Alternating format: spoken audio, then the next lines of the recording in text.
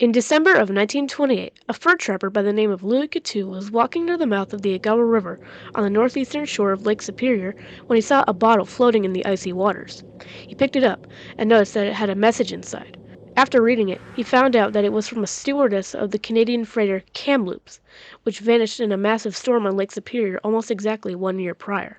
This was one of only a handful of traces of the missing freighter that would add to the mystery, until nearly 50 years later, in August of 1977, when a wreck was found northeast of Isle Royale, lying on its starboard side at the bottom of Lake Superior. After examination, it was confirmed that it was, in fact, the Kamloops. But even after numerous dives, the cause of her sinking remains unknown. Before we continue, if you are a fan of this channel, I highly recommend that you check out the Top Impressive Line merch store.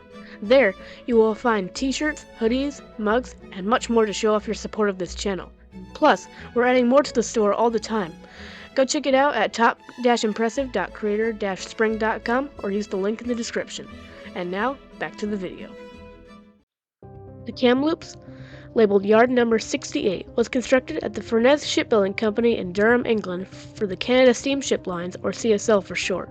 The vessel was launched on May 20th, 1924, and was put into service later that year. She measured 250 feet, or 76 meters in length.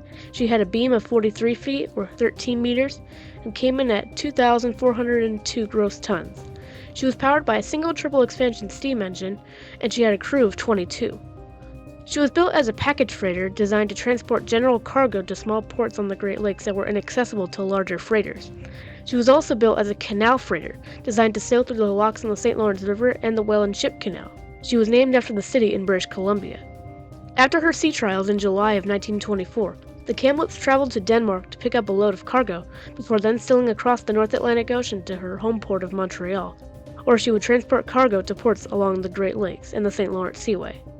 During her 3 years of service, she transported cargo such as grain, clothing, lumber, and much more from Montreal to small ports on the Great Lakes. Often, she would sail as late into the season as possible. Normally, she would sail weeks or months after many of the other freighters had been laid up for the season. Sailing as late into the season as possible also meant more profits for her owners, since there was high demand for the cargo she carried. Often, the Kamloops was pushed to her limits, even being the last ship to pass through the Soo Locks in 1924. And sometimes she even got stuck in ice, but she still continued sailing as late or early into the season as she could to generate as much profit as possible for her owners, and to supply small communities along the Great Lakes, until 1927, when she succumbed to the fury of Lake Superior. The Kamloops, under the command of Captain William Bryan, departed Port Colborne, Ontario at 9:30 a.m. on December 1st, 1927 with a load of salt, construction supplies, and paper-making machinery parts. The weather forecast predicted that the vessels on the lakes would encounter rough weather, but couldn't say how rough it would be, and the crew of the Kamloops had no alternative but to finish the run as soon as possible, in hopes that their small package freighter would be able to handle the storm. The weather was calm as they sailed through Lake Erie and Lake Huron, but when they reached the Soo on December 4th, the weather began to intensify, even as they were passing through the locks. After the Kamloops passed through the locks, she and several other freighters decided to wait out the storm in the waters of Whitefish Bay. The Kamloops remained anchored in Whitefish Bay for 2 days, but the storm only intensified. Concerned that they might not finish their run, the Kamloops, as well as several other freighters nearby, decided that it was now or never if they were going to finish their runs. As the Kamloops steamed through the maelstrom, another vessel, the freighter Quedagh, joined the Kamloops, while they were headed to Port Arthur, Ontario.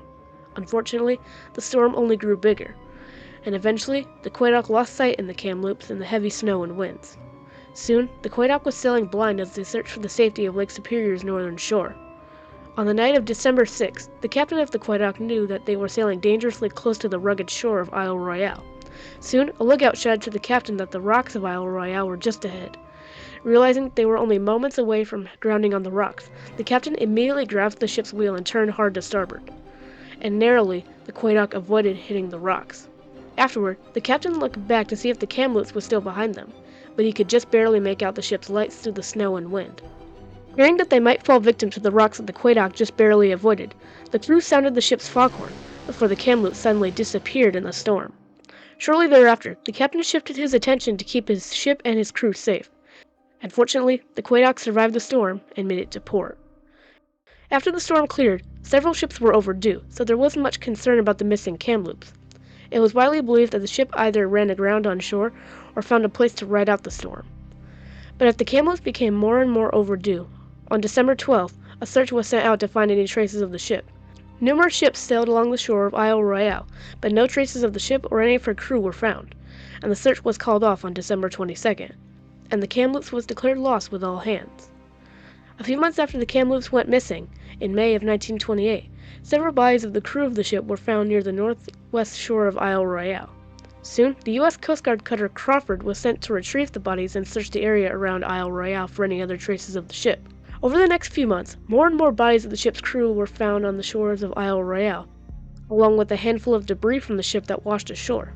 Afterward, not much else from the Kamloops was found, until December of 1928, when a fur trapper by the name of Louis Coutu discovered a message in a bottle in the water near the mouth of the Agawa River on the northeastern shore of Lake Superior. The message was from Alice Bettridge, who was a 23-year-old assistant stewardess on the Kamloops. The message read, quote, "I am the last one left alive, freezing and starving to death on Isle Royale in Lake Superior. I just want Mom and Dad to know my fate." Afterward, nothing else from the Kamloops was ever found for nearly half a century, and in that time, she was almost completely forgotten.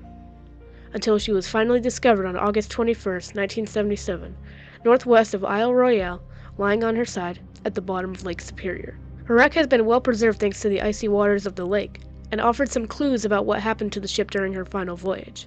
There are a lot of theories about what really happened to the Kamloops when she sank, but ultimately, without any survivors or witness testimony, we still can't determine what really happened to the Kamloops and her 22 crew when she met her end on Lake Superior. Thanks for watching, everyone. If you enjoyed this video, make sure to hit the subscribe button and turn on notifications so you'll never miss any new uploads from this channel. And if you'd like to show off your support for this channel, go check out the Top Impressive merch store, linked in the description. But as always, thanks for watching, and I'll see you in the next one.